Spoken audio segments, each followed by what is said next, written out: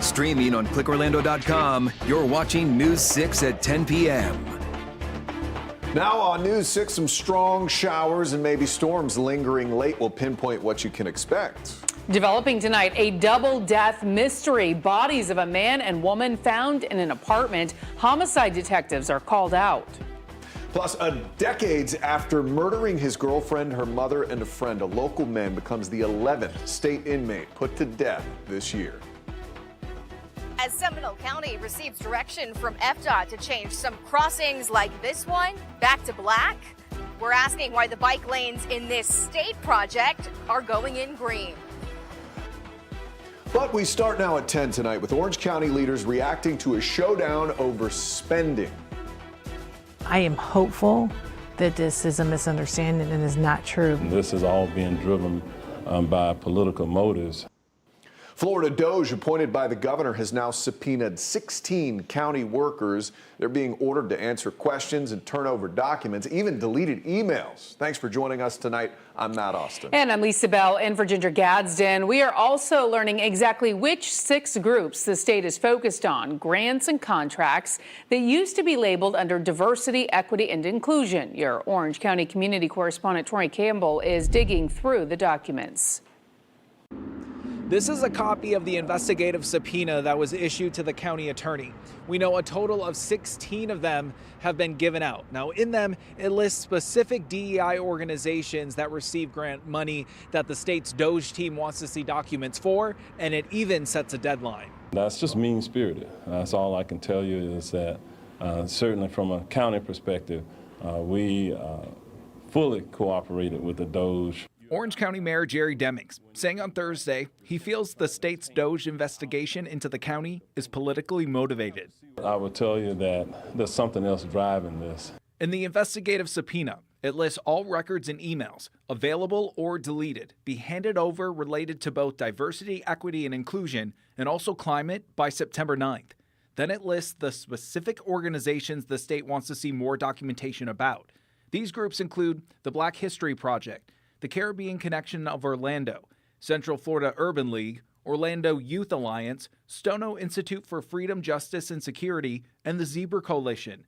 On Wednesday, Florida's chief financial officer said when the state's auditor showed up earlier this month, emails related to several DEI-related grants were missing. It's pretty obvious to me, as just an opinion, that some of the information was scrubbed. Orange County also released to News 6 the total amount of money organizations listed in the subpoena receive each year, stretching from $35,000 to $100,000 annually.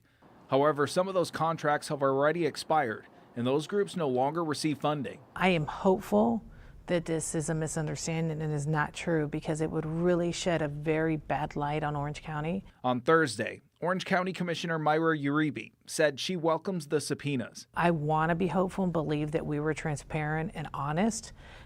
If someone manipulated this process, it is very, very wrong and unacceptable. And again, the 16 Orange County staff members who received this subpoena have until September 8th at 9 a.m. to produce the documentation that is requested in it. The state's DOJ team has not said how long their investigation will last after that deadline. In downtown Orlando, I'm your community correspondent, Troy Campbell, News 6.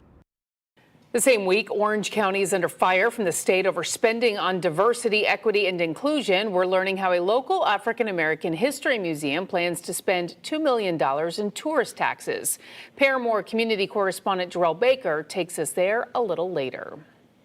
Another top story tonight, our afternoon rain is lingering late. There are still some pretty strong showers and storm cells over central Florida. Yeah, let's get right over to meteorologist Michelle Morgan, who's in for Jonathan Kagas tonight. Yeah, we're still tracking some strong thunderstorms moving along our coastline tonight. And really the west coast sea breeze is beginning to pin a lot of the thunderstorm activity, mainly over Brevard County. So we're still tracking heavy rain moving over Rockledge as well as Cape Canaveral. Notice all of the lightning bolts there.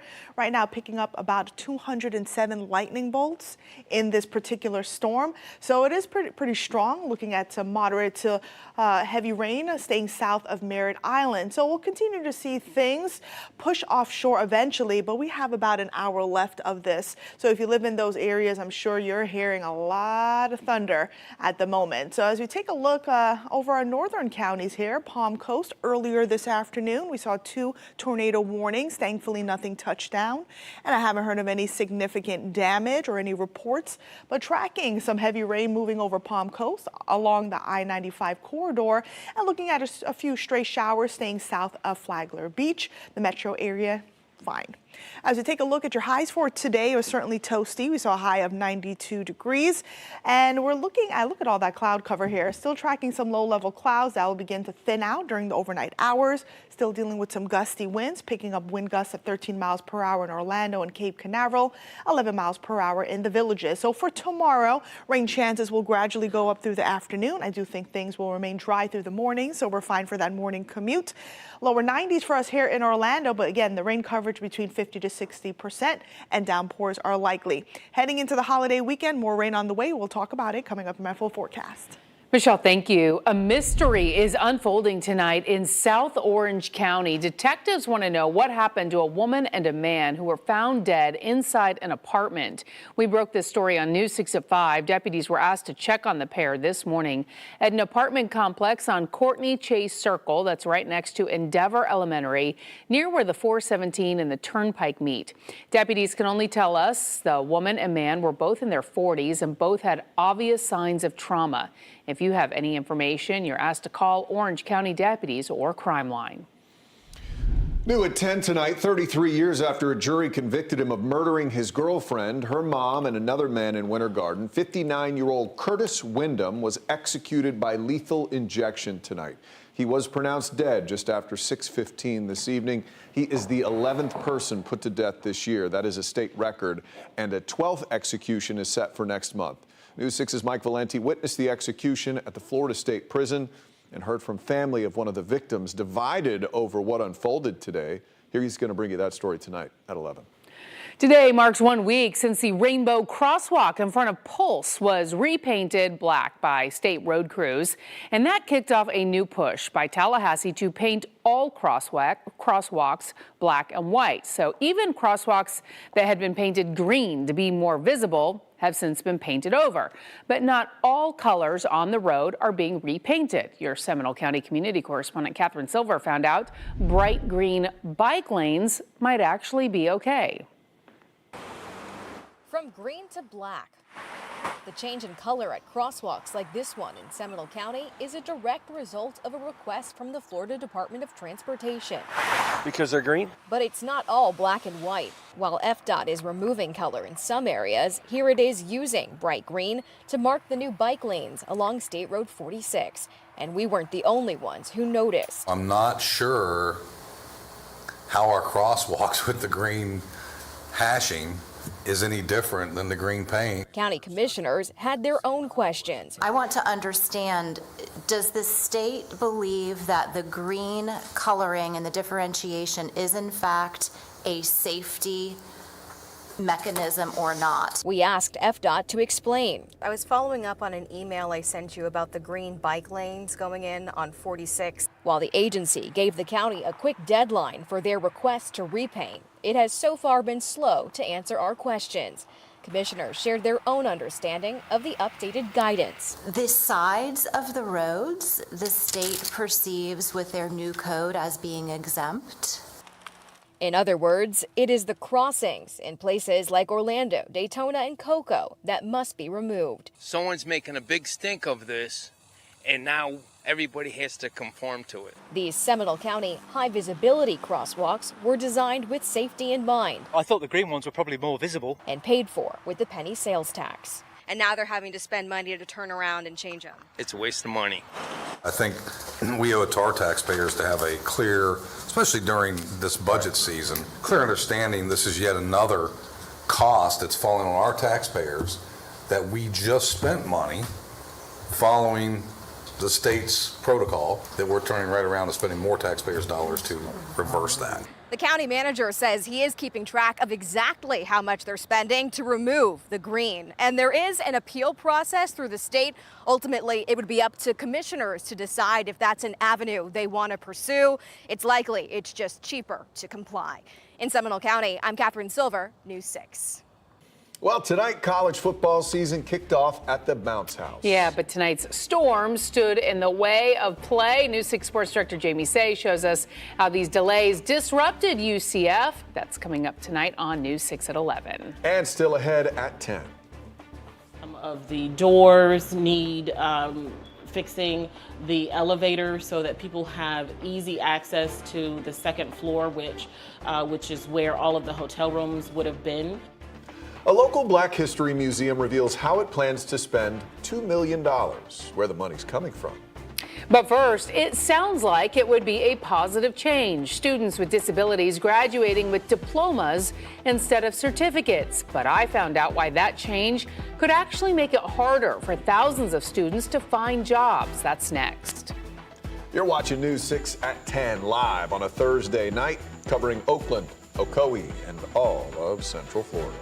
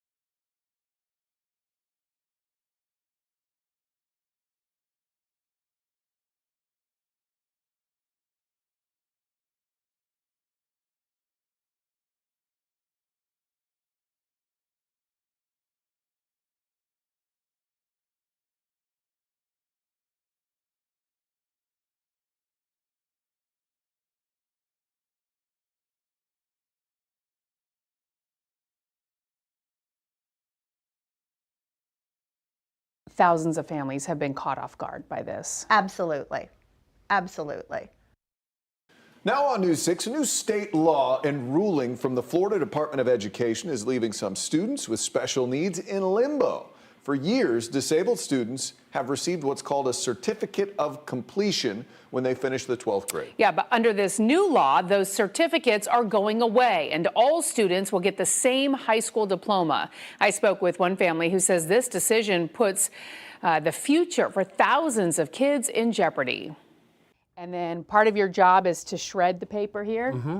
Every Thursday, Wills Van Bergen, who has Down syndrome, spends 4 hours at the Davie Law Group in Maitland, shredding papers and scanning documents.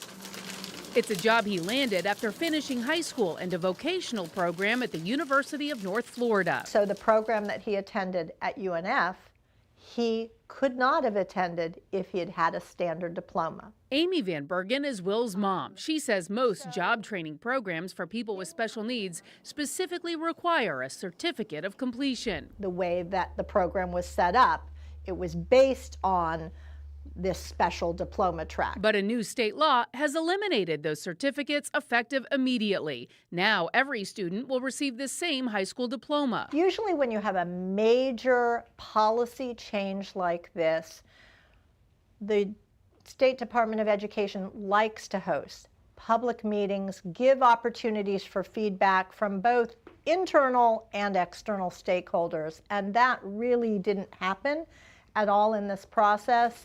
Van Bergen says many parents are worried their children will now fall through the cracks. There probably won't be guidance for at least a year, so what happens to this year's graduating class? While many vocational programs will also need better guidance from the state to update their admission requirements, so students like Wills can get the training they need. Now, I sent an email to the State Department of Education asking if the DOE plans to accommodate students in any way who may need a certificate to apply for those training programs. In a statement, the DOE said in part, Florida's focus is preparing students with disabilities for college, careers, and independent living, not giving them a certificate that limits future options. They added that Florida has expanded diploma pathways for all students, including those with disabilities. You can read their full response at clickorlando.com. A heads up for people living in and near one of Brevard's biggest cities. Right now, 167,000 people in the Melbourne area are under a boil water notice. The city issued the alert today saying E. coli was detected on a routine sample. So people living in Melbourne, Melbourne Beach, Indialantic, Satellite Beach, and any other customers who get water from Melbourne are impacted by this. You'll need to bring your water to a boil for 1 minute, then let it cool before using it for drinking, cooking, brushing your teeth, and even before you wash dishes. The city thinks it will be in place about 2 days. Look for updates at clickorlando.com. Our top story tonight, the state subpoenaing Orange County workers over DEI spending. And coincidentally tonight, an African-American history museum is revealing how it will spend $2 million in Orange County tourist tax funds. The Wells-built museum in Paramore was originally a hotel and entertainment venue 100 years ago. Paramore community correspondent Jarrell Baker spoke with the museum's executive director. Welcome to the Wells-built Museum of African American History and Culture in Paramore. When we start, we first introduce Dr. William Monroe Wells because, of course, this is where it all started. Dr. Wells built the two-story building in the 1920s, originally as a hotel during the segregation era, where African Americans could be safe and enjoy entertainment, including Ella Fitzgerald, B.B. King, and Ray Charles. Icons like Jackie Robinson and Supreme Court Justice Thurgood Marshall also stopped by. Now the 100-year-old building, filled with dozens of African-American historical artifacts, is getting more than $2 million from the Orange County Tourism Development Tax for much-needed renovations. Some of the doors need fixing, the elevator so that people have easy access to the second floor, which is where all of the hotel rooms would have been. Executive Director Elizabeth Grace says the money will also go to HVAC repairs, paving, doors and windows, all in accordance with historic preservation guidelines.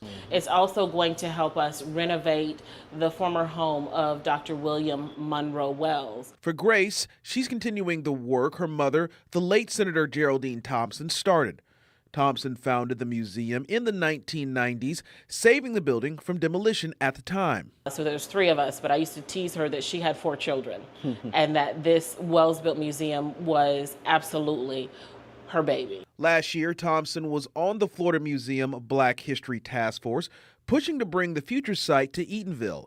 Even though St. Augustine was officially chosen instead, her dream of showcasing African American history in Orlando still lives on. Continuing her life's work and her passion is a privilege for me.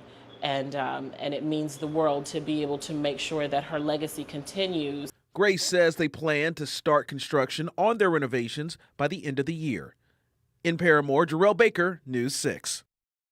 Well, it has been an uncharacteristically active evening here in Central Good way Florida. to put it. Storms are still out there, meteorologist Michelle Morgan. Yeah, and you know, they're pretty strong here, Matt. Look at all of this lightning over Brevard County this late night. So things are moving, it's continuing to move eastward, but boy, things are really pretty active over that area at the moment. So we'll continue to see that within the next hour or so before things begin to settle down. But Cape Canaveral, Rockledge, still looking at some light to moderate rain in your area, as well as Cocoa Beach, seeing heavy rain. And because of that, we are still looking at an aerial flood advisory in effect, which will expire at 10:45, so in a little bit due to the heavy rain. So low-lying areas, poorly drained areas can certainly see some minor flooding as we go through that time frame. Now, heading to the north, I am tracking another cell here over parts of Flagler County.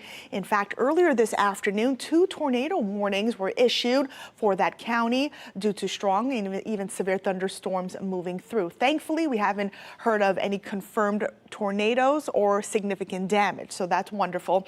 As we take a look here, we're looking at heavy rain continuing to move eastward over parts of Flagler Beach and Palm Coast along the I-95 corridor.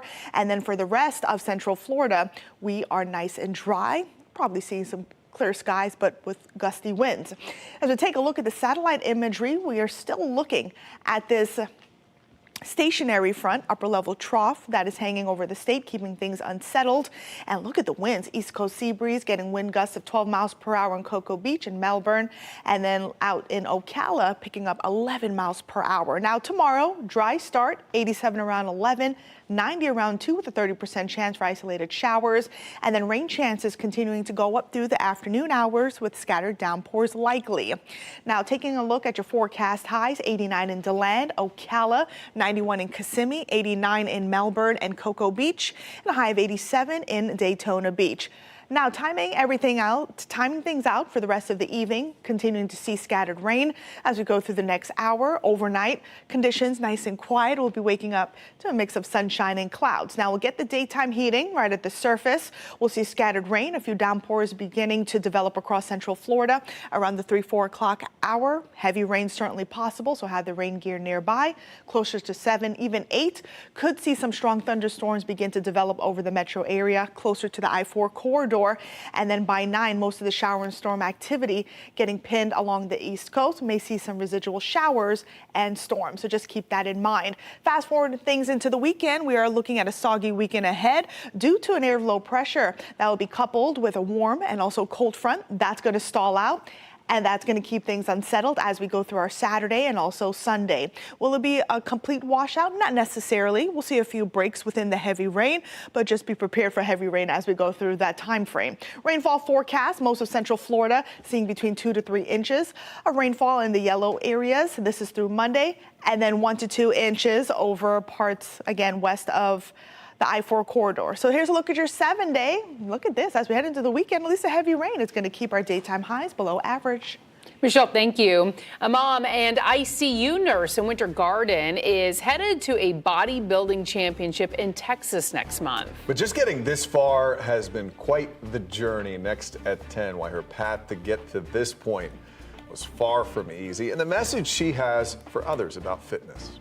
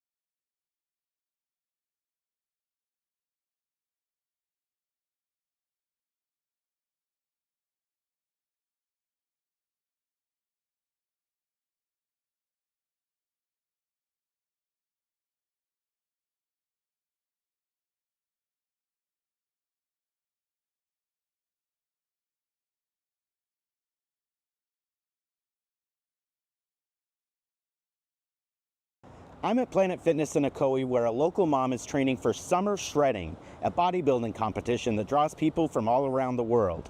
She's lost 185 pounds so far, transforming her body and her life. Jawan Nguyen wasn't happy with her weight. My heaviest known weight was probably at least 311 pounds. I was living a very unhealthy lifestyle. It interfered with her job as an ICU nurse and her relationship with her daughter. I wasn't the mom that I wanted to be. Jawan decided to get a gastric bypass surgery, but that wasn't enough. I wanted more. I wanted to see what I could do. I wanted to challenge myself. I wanted to be more active. So she hit the gym and started training. Her goal, to win a professional bodybuilding championship. I found Summer Shredding, which has the transformation division, and looking at that, I was like, hey, I think I can do that. Last year, Jawan traveled to Houston, Texas to compete against others from around the world who had lost at least 150 pounds, transforming their bodies like her. Jawan placed 4th, earning her a spot this year. She's training harder than ever, spending hours at the gym every day before her night shift in the ICU. She intends to go back and win it all next month. Her daughter, Elodie, will be right alongside her. It's teaching me to keep going when things get tough and keep doing things even when I don't want to. The 11-year-old competitive gymnast may have been her mom's inspiration to make a change, but she says her mom inspires her, too. And now that she's like healthier, I'm glad to see her like that, and happier than how she used to be, and how she's like able to go on more vacations. Oh, I love you. I love you too. I think my advice to anybody is that it's never too late. You know, it's never too late to take that one first step. Alex Cook, News 6.